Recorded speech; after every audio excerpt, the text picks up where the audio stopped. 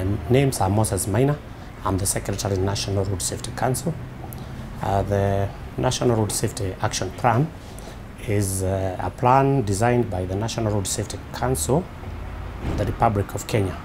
The National Road Safety Council is the body that is authorized to make decisions on road safety, both in planning, executing, and even prosecuting, enforcing the laws on road use in Kenya. The National Road Action Plan was a joint effort between the government of Kenya and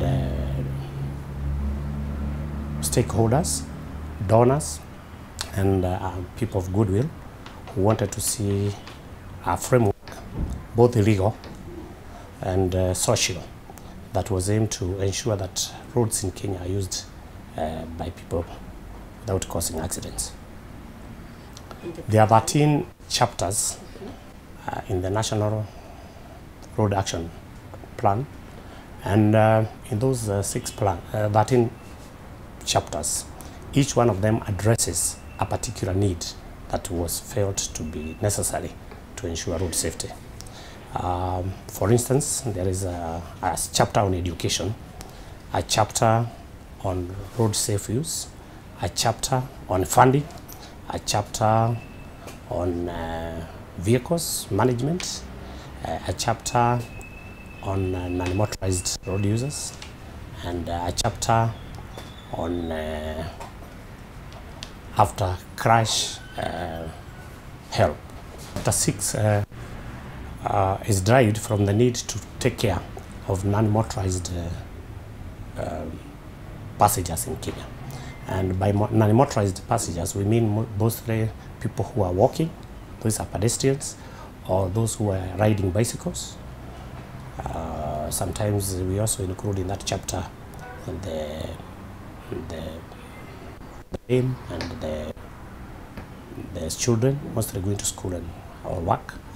And in that chapter, on road, on infrastructure, the main area of concentration is that we have realized since independence in the construction of our roads, we really never used to take care of pedestrians particularly, and it's aimed at designers so that in the future our future roads should have sections dedicated to non-motorized pedestrians. On road safety, we are emphasizing on education. In Kenya, we have done research, and 85% of all accidents are attributed to human error. Human error on the part of drivers, human error on the part of pedestrians. The common sense usage of crossing roads has really got out of our way. And we are now emphasizing on taking back education on road use to schools. In our National Road Safety Council, we have a committee on education. And in that committee, we are now approaching schools through the KIE, Kenya Institute of Education. And we are coming up with a program for small children, because people must learn to use roads when they are young. Because it is when they are young that they can grow to be good users, even long after they have left school. So we are highly emphasizing on education. At the same time, we believe that the Ministry of Education, whereas it has many other duties, it has a duty to make good citizens out of the children. And in that essence, the National Road Safety Council has co-opted the Ministry of Education to be part of them. And we have right now just finished coming up on instructions on how to use school buses, which we have now disseminated to the Ministry of Education for onward transmission to schools, so that they can make good use of that, so that we have less accidents in schools. On registration, the Ministry of Transport, using the National Road Safety Council, has come up with the registration. You will know that we have we have been given by Parliament, by our laws, authority to create bylaws on road usage. And for instance, very recently, we gazetted some very useful legislation, which are very useful to road users, particularly the ACOBRO, the famous ACOBRO, which is legislation on limiting the amount of alcohol that individuals must have in their bodies before they can either walk or drive on our roads, to ensure that accidents related to alcohol are reduced. We have also come up with other legislation like tachometer. We have come up with legislation on speed, governing speed. Now we have speed limits which are on use, and we believe that through legislation, enforcement, legislation is mainly for enforcement. Through legislation, enforcement of our road traffic rules will be improved.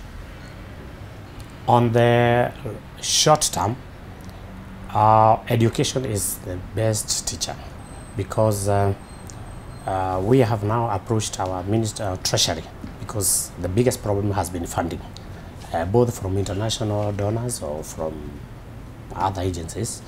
We are having to use mainly government funds, and we have approached Treasury with the aim of getting funding to ensure that we reach a wider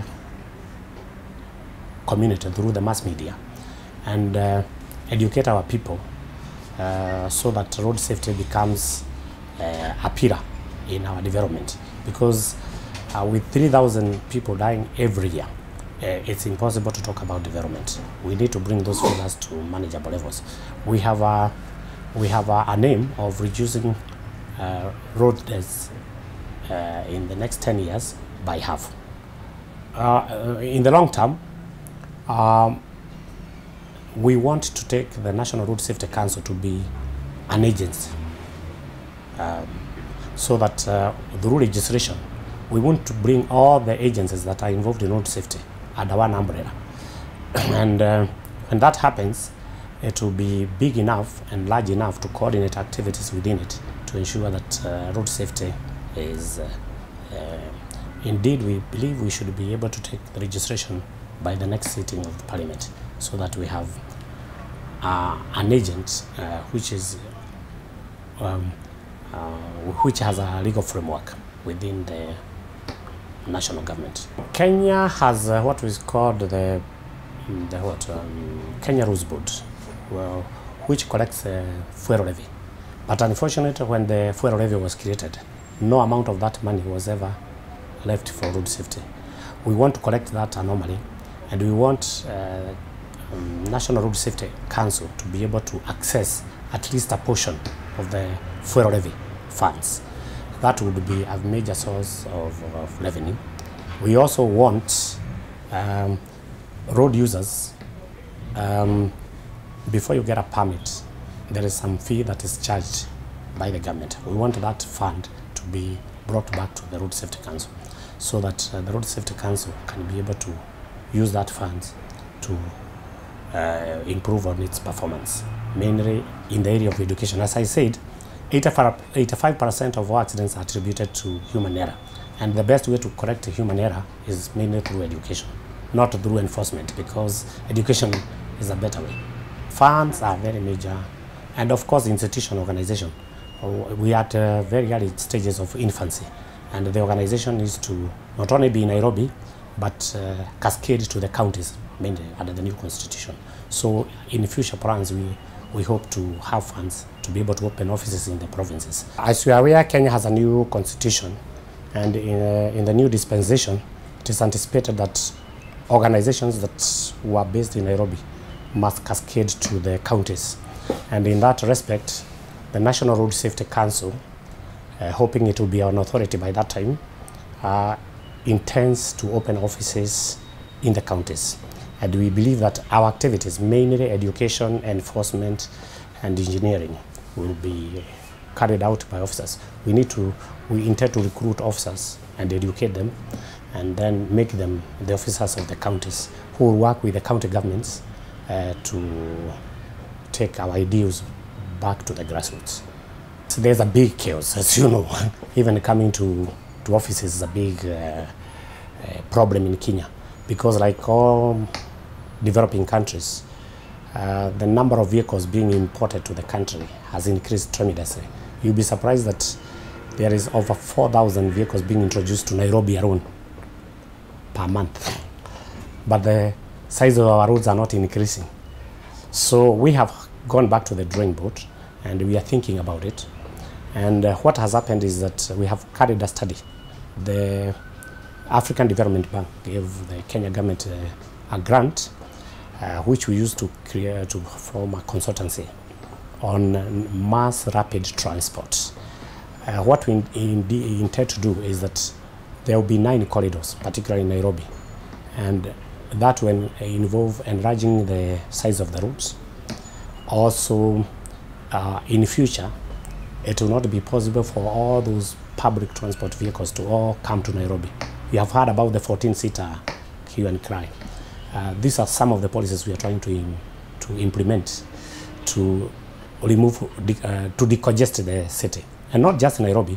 We intend to go to Mombasa, we intend to go to Kisumu, we intend to go to Nakuru, Eldoret, and major cities which are affected by congestion.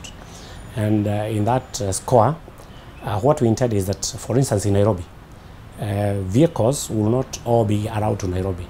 They will have a terminus at far distances. For instance, on the Thika Road, at a place like Githurai or near Kenyatta University. And all those vehicles coming from up country would reach there and would exchange with the higher capacity vehicles, which would be able to ferry passengers to Nairobi. That's for motorists. As for non-motorized persons, we intend to create paths, both for walking and for bicycles, and we believe, and also for motorcycles. Indeed, the motorcycle has caught up in the country. You'll be surprised that in the last 2 years, we have over 500,000 motorcycles in the country right now. And they're increasing at the rate of 20,000 per month. So it's becoming a very major mode of transport. And we want to be ready for it, because it will come with its own challenges. And we must be up to it as a council. That should be the trend, but there's a problem in Kenya. Class mentality. When I go to Europe, in particular Scandinavian countries, I find people cycling to work, and it's taken as a mode. But in Kenya, people think that everybody should strive for a car. They don't understand the pollution, they don't understand the cost, they don't understand the... But I believe when we address that mode and create paths, and even right now, mostly the lower income groups use bicycles to work, all the way from Kawangware, Kibera, to industrial area. They use it, but it's not very hospitable because paths have not been created. But now it's a matter that government has taken up, and I believe in a very short while, particularly the Kenya Urban Roads Authority have taken it up. I'm a member of Kenya Roads Board, so I know we have discussed that, and in the future, when a road is being planned, it will be planned both for motor vehicles as well as for pedestrians and motorcycle users. I believe there are very major areas we can cooperate with UNEP. First of all, UNEP is the world body that oversees the environmental issues. And non-motorized usage of roads is a very major area where we can cooperate, because it reduces pollution. The bicycles don't produce any pollution. More so, we believe that UNEP can get involved in our activities more, particularly in giving us advice, education, and also creating, they are all over the world, so they know best practices where I don't know where. And therefore, probably using them, we can learn on the best practices ever in other parts of the world and replicate them in our place. More so, it's a UN body, and in areas on environmental use, they can give us advice on design, particularly for in areas like having less pollution on our roads.